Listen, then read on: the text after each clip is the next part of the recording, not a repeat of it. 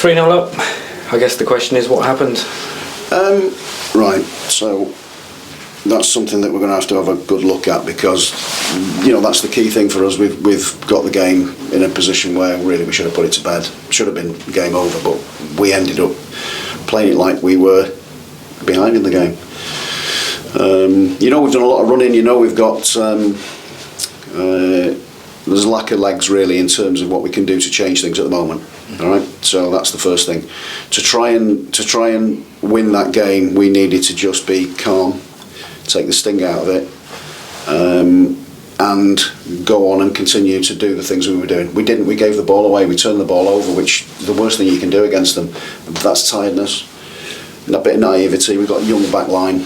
You've got 3 out of the 5 that are really young, learning, but contributed unbelievably for the majority of the game. We gave the first goal away, and then we just seemed to, we looked like we it was easy, which it never is. Game's over, never is, till that final whistle's gone. And certainly to give them a leg up with the first goal, it was a poor goal to concede. It gave them a lift, gave their supporters a lift, because they had nothing to lose. And we kept on then looking at trying to play forward quickly, not keep the ball, play backwards, play into their press, gave them an opportunity to do what they did and create problems. And if you do that with them, we spoke about when I was doing the press beforehand, if they've got a lot of possession of the ball, they can hurt you with it. And we allowed that to happen. And you've got to credit them, they kept playing the way that they did. But from our perspective, it's raw, it hurts. And we've conceded 3 goals for the first time in a long time. And we should have won the game. The only positive that you can look at is for 70 minutes, 68 minutes, and then after that, they got the goals back. We then could have gone on and won it. It's ridiculous. It's a ridiculous game of football.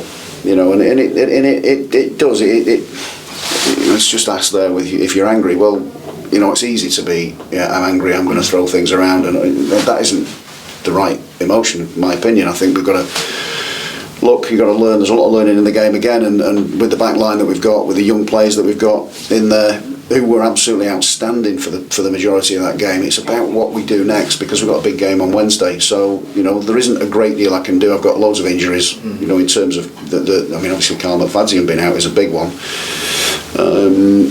But ultimately they've been fantastic. They played really well last week. We didn't get anything. Today we won nothing against Swansea last year. We've got a point this year. It's the fact that we were 3-0 up and the game was dead. There was a change in atmosphere when we conceded the first goal. You could feel that, but even then it was bit of naivety, bit of poor play, a bit of playing into their hands, and obviously they've got changes that they can make. Bring Joe Allen on, who's just been to the World Cup. You've got Harry Darling that comes on in the middle, who controls the back line, and then you've got to try and get that energy to get after them that we just didn't quite have in the end. Even then, it's not an excuse. We're looking at it's poor conceding 3 goals at home. It's a really poor 3 goals as well. They're really poor.